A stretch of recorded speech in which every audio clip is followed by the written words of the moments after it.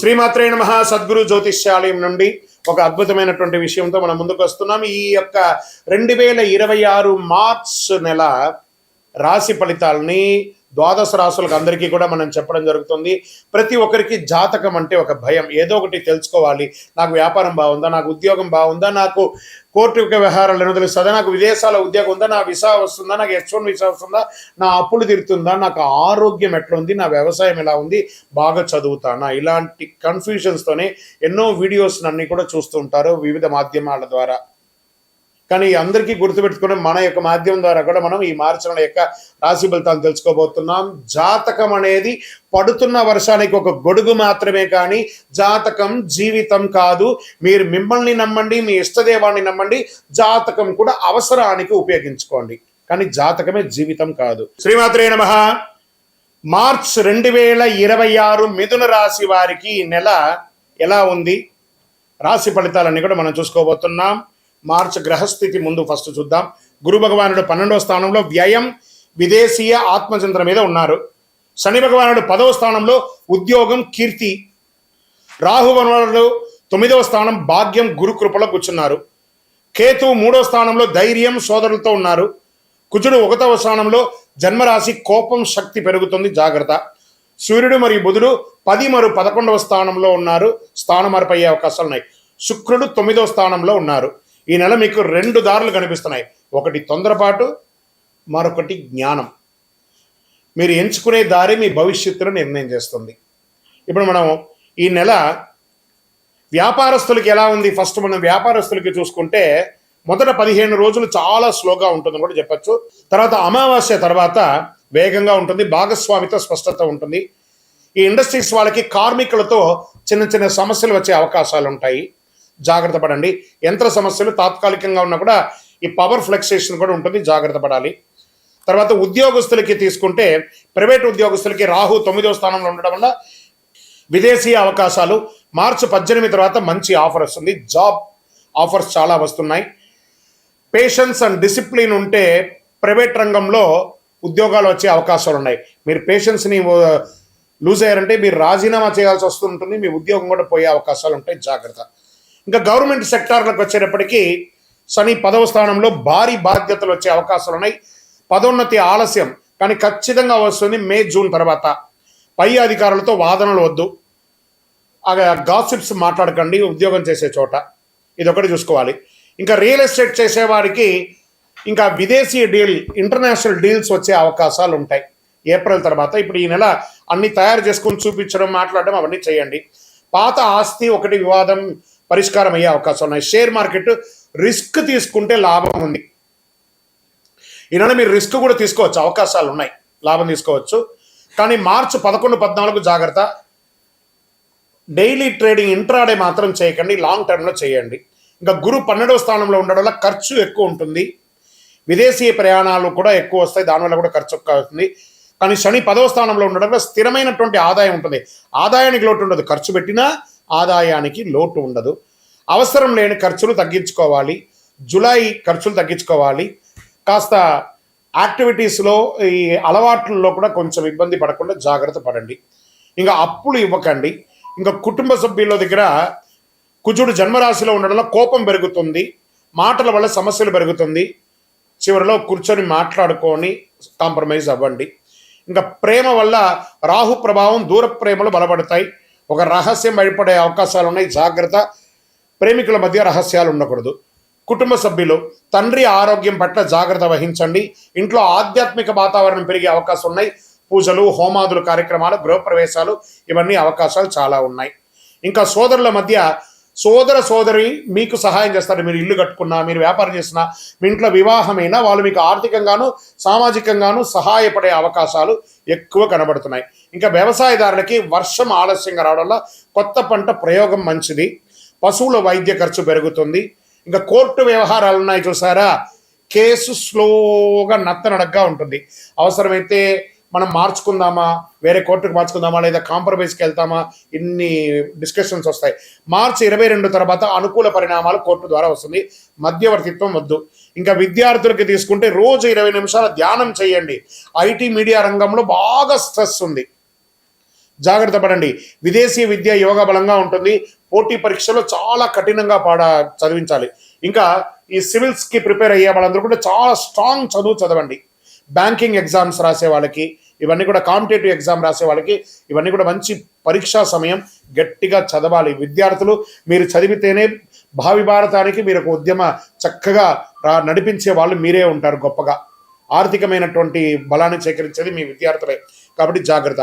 ఆరోగ్యం పట్ల తలనొప్పి ఎక్కువ వచ్చే అవకాశాలు కనబడుతున్నాయి. మార్చి 9, 16 మధ్యలో కాస్త ఆరోగ్యపరంగా చాలా జాగ్రత్త పడాలి.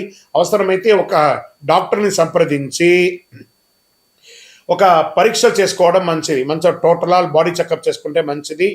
ఆందోళన బాగా పెరుగుతుంది, ఒక యాంగ్జైటీ పెరుగుతుంది. ఇవన్నీ కూడా జాగ్రత్త.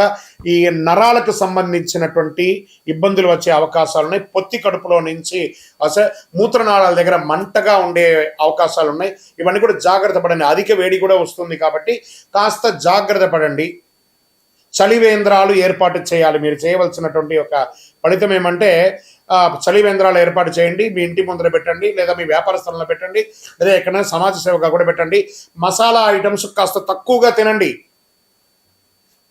పొద్దున్న లేచి సూర్యోదయాత్ పూర్వం లేచి సూర్యుడు ఉదయిస్తూ ఉండగా బాలార్క, ఆ బాలార్కుడి దగ్గర నిలబడి ఆ చెమట వచ్చేటట్టుగా ఆ యొక్క సూర్య నమస్కారాలు 12 ఫ్లెక్స్లను చేయండి. మీరు చేయవలసినటువంటి పరిహారాలు ఏం చెప్పంటే ఓం బుధాయ నమః అని 108 సార్లు పారాయణం చేయండి. విష్ణు ఆలయాలు దర్శనం చేసుకోండి. విష్ణు సహస్రనామ పారాయణాన్ని వినండి, లేదా విష్ణు సహస్రనామ పారాయణం చేయేంత టైం లేదు. శ్రీరామ రామ రామేతి రమే రామే మనోరమే సహస్రనామ తత్తుల్యం రామనామరాని నేను 3 సార్లు చెప్పండి. రాజా రామచంద్రస్వామి వారికి అనుగ్రహం పొందండి. మీ ఇష్ట దైవాన్ని ప్రార్థన చేయండి. మీ యొక్క దేవాలయంలో వెళ్ళి మీ వయస్సు ఎంత ఉందో అన్ని దీపాలను నువ్వుల నూనెతో దేవాలయంలో వెలిగించండి. నవగ్రహాలకి 19 ప్రదక్షిణాలు చేయండి. పచ్చని వస్తువులు దానం ఇవ్వండి. ఆకుకూరలు అవన్నీ కూడా ఆవులకి వాటికన్నిటికీ దానం పెట్టండి. అదృష్ట సంఖ్య 5 మరియు 3. అదృష్ట రోజు బుధవారం. అదృష్ట రంగు గ్రీన్, పచ్చ చాలా బాగా వస్తుంది. అదృష్ట దిక్కు మీకు ఉత్తర దిక్కుగా చాలా ప్రయాణం వస్తుంది. మిథున రాశి వారికి మార్చి 26 మనసు మీద గెలిస్తే ప్రపంచం మీరే గెలుస్తారు. మీరు ఆలోచించి మాట్లాడితే మీ యొక్క నియంత్రణలో ఉంటారు. మీరు కోపంతో స్పందిస్తే మీరు నష్టపోతారు. బాగా గుర్తుపెట్టుకుని ఈ నెల ఒక ఆధ్యాత్మిక మేలుకొలుపుగా నేను మీకు ఒక మాట చెప్తున్నాను. మీ లోపాలు ఉన్న నిజమైన శక్తిని గుర్తించండి. బుధుని కృప మీకు జ్ఞానం పెరుగుతుంది. మీ నిర్ణయం మీ భవిష్యత్తుకు ఒక పూలబాటగా మారుతుంది. ఇంకను మీ యొక్క వ్యక్తిగత జాతకం కోసం మీ పేరు, మీ డేట్ ఆఫ్ బర్త్, మీ time of birth, place of birth మా యొక్క నంబర్కి వాట్సాప్ చేయండి. అవసరం ఉంటే ఈ అతి శక్తివంతమైనటువంటి కరుంగాళిమాలను ధరించండి. ఆరోగ్యంగా ఉండండి. ద్వాదశ రాశులందరికీ కూడా మా ఛానల్ ద్వారా చూస్తున్నటువంటి ప్రేక్షక మిత్రులకి ఉగాది శుభాకాంక్షలు. అందరూ కూడా ఆయుర ఆరోగ్య ఐశ్వర్య భోగభాగ్యాలతో ఉండాలని అఖిలాండ కోటి బ్రహ్మాండ నాయకుడు అయ్యప్ప స్వామి వారిని ప్రార్థన చేసుకుంటున్నాను. తిరుపతిలో అయ్యప్ప స్వామికి 18 అవతారముల దేవాలయాన్ని మనం నిర్మించాం. జీవకోణ అనే ఒక ప్రాంతంలో బ్రహ్మశ్రీ డాక్టర్ చంద్రబలి గురుస్వామి గారి ఆధ్వర్యంలో మీరు తిరుపతికి వచ్చినప్పుడు, కుటుంబంతో వచ్చినప్పుడు తిరుమలకు ఎలా దర్శనం చేసుకుంటారు? తిరుపతిలో కపిల తీర్థానికి దగ్గరలో జీవకోణ అనే ఒక ప్రాంతంలో ప్రపంచ ప్రఖ్యాతమైనటువంటి 18 అవతారాల దేవాలయం ఉంది. వచ్చి దర్శనం చేసుకోండి. మీరు అందరూ క్షేమంగా ఉండాలని ఆ దేవాలయంలో ప్రతిరోజు ప్రార్థన చేస్తుంటాము. విజయోస్తు. వందే మాతరం, వందే మాతరం, వందే మాతరం. చంద్రమౌళి వెంకటేష్ శర్మ గురుస్వామి శరణమయ్యప్ప. రానున్న ఈ నెల ఫిబ్రవరి 28 అరుదైన గ్రహాల కూటమి. ఆకాశంలో ఒకే వరుసలో 6 గ్రహాలు రాబోతున్నాయి. ఇది ఒక అపురూపమైనటువంటి ఘట్టం అని కూడా చెప్పచ్చు. ఫిబ్రవరి 8 సూర్యాస్తమం తర్వాత సుమారుగా 6:30 ఆకాశంలో ఒకే వరుసలో 6 గ్రహాలు కనిపించనున్నాయి. అదొకటి అరుదైన కూటమి. అంటే బుధుడు, శుక్రుడు, గురుడు, శని, యురేనియస్, నెప్ట్యూన్. ఎలా చూడాలి దీన్ని అంటే పడమర పశ్చిమ దిశలో చూడాలి. సూర్యాస్తమం తర్వాత సుమారుగా 6:30 మధ్య గమనిస్తుండడం మంచిది. ఇది కంటితో కనిపించేది శుక్ర, గురు, శని మాత్రం కనబడుతుండొచ్చు. కాస్త టెలిస్కోప్, బయోస్కోప్ అలాంటిది అవసరం ఉంటుంది ఆ యురేనియస్, నెప్ట్యూన్ యొక్క గ్రహాలను చూడాలంటే. ఆకాశం నిర్మలంగా మేఘాలు లేకుండా ఉంటేనే స్పష్టంగా కనిపిస్తుంది. నగర వెలుతురు తక్కువగా ఉంటే ప్రదేశం అయితే ఇంకా స్పష్టంగా చూడవచ్చు. ఇలాంటి గ్రహాలు వరుస అరుదుగా చూడవచ్చు. ఆకాశాన్ని ప్రేమించే వారికి ఇది ఒక అద్భుతమైనటువంటి అవకాశం అని కూడా చెప్పొచ్చు. ఈ యొక్క గ్రహ కూటములన్నిటి కూడా రానున్నటువంటి ఉగాది ద్వాదశ రాశుల్లో దాని యొక్క ఇంపాక్ట్ అనేది ఉంటుంది. చాలా అద్భుతమైనటువంటి ఒక విషయంతో మనము ఈరోజు రాబోతున్న మన ఛానల్ చూస్తున్నటువంటి ప్రేక్షక మిత్రులందరికీ కూడా శుభాకాంక్షలు. మీరు చాలామంది చూస్తున్నారు, కానీ ఒక చిన్న రిక్వెస్ట్, అంటే ఒక లైక్, ఒక సబ్స్క్రిప్షన్, ఒక షేర్ ఇది కానీ చేస్తే మాకు కూడా కాస్త ఎంకరేజ్మెంట్గా ఉంటుంది. మాకు మంచి మంచి సబ్జెక్ట్స్ ఇస్తున్నాం కాబట్టి ఇదొకటి. ఈ రాబోయే మార్చ్ 6వ తారీఖున శని భగవానుడు స్థానం మారుతున్నారు. ఇది 2.5 సంవత్సరాలకు ఒకసారి ఇది జరుగుతూ ఉంటుంది. అద్భుతమైనటువంటి దీన్ని తమిళ భాషలో శని పయర్చి అంటారు, మనం తెలుగులో శని గమన మార్గం మారుతున్నారు అనే దాన్ని చెప్పడం జరుగుతుంది. తిరునల్లార్ అనే ఒక క్షేత్రం ఉంటుంది తమిళనాడులో. ఆ రోజు అక్కడ ఆ శని భగవానుడు మారేటప్పుడు ప్రత్యేకమైనటువంటి పూజ ఏ సమయంలో చేస్తారో దాన్ని శని పయర్చి అంటారు. అంటే ఉన్న స్థలం నుంచి ఇంకో స్థలానికి మారే ఒక అద్భుతమైనటువంటి ఘట్టం. ఈ శని గమనం మార్పు జరగడం వల్ల ఏ రాశి వారికి లాభంగా ఉంటుంది, ఏ రాశి వారికి ప్రతికూలంగా ఉంటుంది అనే దాన్ని మనం ఇప్పుడు విశ్లేషించుకోబోతున్నాం. శని భగవానుడు కుంభం నుండి మీనంలోకి గమన మార్పు 6వ తారీఖున మార్చి 26 ఉదయం 8:24 ఇది చాలా విశేషం అండి. ఎంత అవకాశం ఉంటే అంతమంది అన్ని రాసుల వారు కూడా పూజ చేసుకోవాల్సిన సమయం, కానీ ప్రత్యేక పూజలు కొంతమందికి ఉందని చెప్పచ్చు. దీన్ని ఏ రాశి వారికి ఆ శని భగవానుడు యోగాన్ని ఇస్తున్నాడు ఆ శని గమనంలో అని అంటే, శని లగ్నంలో ప్రవేశం, జీవన దిశలో గంభీర మార్పు. ఎవరికి లగ్నంలో ఉంటాడో వాళ్ళకి ఇది ఉంటుంది. మీనరాశి వారికి చాలా ఉంటుందండి. ఆధ్యాత్మిక చైతన్యం పెరుగుతుంది, క్రమశిక్షణలో ఎదిగే అవకాశం ఉంటుంది. అంటే కుంభరాశి నుంచి మీనరాశి, మీ రాశిలోకి రాబోతున్నాడు కాబట్టి వృషభ రాశి వారికి లాభస్థానంలో శని ఉన్నాడు. దీర్ఘకాలిక పెట్టుబడుల ఫలితం, ఆర్థిక స్థిరత్వం కూడా ఉంటుంది. తర్వాత మకర రాశి వారికి శని మీ యొక్క స్వగ్రహాధిపతి కాబట్టి శ్రమకు ప్రతిఫలం ఉంటుంది. ఉద్యోగం, పదోన్నతి అవకాశాలు చాలా ఉన్నాయి. విదేశీయ గమనం కూడా ఉంటుంది.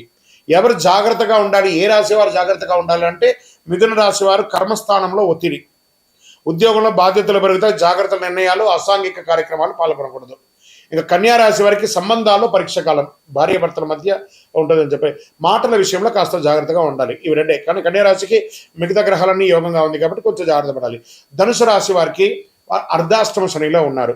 గృహ కుటుంబ విషయంలో ఆందోళన, ఆస్తి నిర్ణయాల ఆలస్యం ఇవన్నీ కూడా అవుతూ ఉంటుంది. శని ఎప్పుడు శిక్షకారకుడు కాదు. అదేవిధంగా సింహరాశి వారికి కూడా అష్టమ శనిలో ఉన్నాడు. కొంచెం జాగ్రత్తగా ఉండాల్సినటువంటి సమయం. ఈ ప్రకృతి విపత్తులు కూడా వచ్చే అవకాశాలు ఈ శని గమనం ద్వారా కూడా ఉందండి.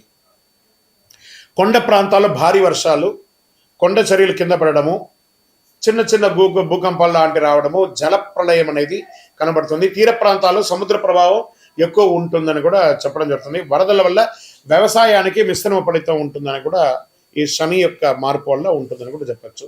జలతత్వం శని గమనంలో ప్రకృతి శక్తులన్నీ కూడా అధికంగా ప్రేరేపింపబడతాయి కాబట్టి జాగ్రత్తగా ఉండాలి. శని భగవానుడు శత్రువు కాదు, మన కర్మ ప్రతిబింబమే శని భగవానుడు. కాబట్టి ఆ శని గమనాన్ని ఆ రోజు మార్చ్ 6వ తారీఖున ప్రతి ఒక్కళ్ళు దేవాలయానికి వెళ్ళి ఒక 19 ప్రదక్షిణాలు చేయండి. కాకధ్వజాయ విద్మహే ఖడ్గహస్తాయ ధీమహి తన్నః ప్రచోదయాత్. నీలాంజన సమాభాసం రవిపుత్రం యమాగ్రజం ఛాయామార్తాండ సంభూతం తన్నమామి శనైశ్వరం. ఈ యొక్క మంత్రాన్ని ఎప్పుడు కూడా మీరు పారాయణం చేస్తూ ఉండండి. చాలా అద్భుతమైనటువంటి ఫలితాలని పొందుతారు. ఇంకను మీ యొక్క వ్యక్తిగత జాతకం కోసం మా నంబర్ ఉంది చూసారా, ఆ నంబర్కి మీ యొక్క పేరు, date of birth, time of birth, place of birth చేసుకొని మా అపాయింట్మెంట్ కూడా మీరు ఫిక్స్ చేసుకొని మీ యొక్క వ్యక్తిగత జాతకం కూడా మీరు తెలుసుకోవచ్చు. మార్చ్ నెలలో ఉన్నటువంటి ముఖ్యమైనటువంటి రోజులు ఏమైనా ఉన్నాయా, విశేషమైనటువంటి పండగలు ఏమైనా ఉన్నాయా అంటే ఫస్ట్ మనము తీసుకుంటున్నాం. చాలా ముఖ్యమైనటువంటి ఈ మార్చ్ నెల చాలా విశేషమైనటువంటి రోజులు ఉన్నాయి. 6వ తారీఖున మార్చ్ శుక్రవారం శని భగవానుడు గమన మార్పు కుంభం నుండి మీనంలోకి వచ్చే ఒక అద్భుతమైనటువంటి రోజు ఉదయం 8:24 మార్చి 10 ఆమ్లకి ఏకాదశి. మార్చి 13 మరియు 14 2 రోజులు వచ్చింది హోలీ, హోళికా దహనం, హోలీ యొక్క పండుగ కామదహనం అనేది ఉంటుంది చూసారా, 13, 14 ఉంది. మార్చి 18 అమావాస్య, 19 నాడు ఉగాది, తెలుగు నూతన సంవత్సరం ప్రారంభం, పంచాంగ శ్రవణం ఉంటుంది.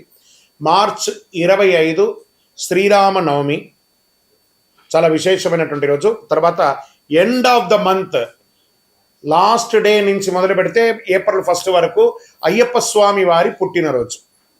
ఇది చాలా విశేషమైనటువంటి మార్చిలో ఉన్నటువంటి పండగలు వాతావరణాన్ని కూడా. రానున్న ఏప్రిల్ 1వ తారీఖున అయ్యప్ప స్వామి వారికి జన్మదినం. చాలా అద్భుతమైనటువంటి పూజలు ప్రతి దేవాలయంలోనూ, శబరిమలలో కూడా చాలా విశేషంగా పంబా ఆరాట్ అనే ఒక విశేషాన్ని చేస్తారు. ఏప్రిల్ 1వ తారీఖున జరగబోయే ఒక అద్భుతమైనటువంటి రోజు. ఉభయ తెలుగు రాష్ట్రాలే కాకుండా దేశ విదేశాల్లో ఉన్నటువంటి ప్రతి అయ్యప్ప స్వామి దేవాలయంలోనూ చక్కగా ఆ దేవాలయాన్ని అలంకారం చేసి గణపతి హోమాదులు, స్వామివారికి అభిషేక ఆరాధనలు, పట్టు పీతాంబరాలు ఇచ్చి స్వామివారికి తీపి వంటలన్నీ కూడా చేసి వచ్చిన భక్తులకు అందరికీ కూడా తీపి ఇచ్చి చక్కగా విద్యార్థులకి ఎగ్జామ్ టైం కాబట్టి మన దేవుని ప్రసాదంగా పుస్తకాలు, పెన్సిల్స్ పంచండి. సాయంత్రం చక్కగా పడి పూజ చేయండి, అన్నదానం చేయండి. అప్పటి నుంచి బాగా వేడి తాపడి ఉంటుంది కాబట్టి ప్రతి దేవాలయంలోనూ ఒక కుండను ఏర్పాటు చేసి దాహార్తిగా ఈ యొక్క నీళ్ళ సర్వీస్ని కూడా చక్కగా చేయండి.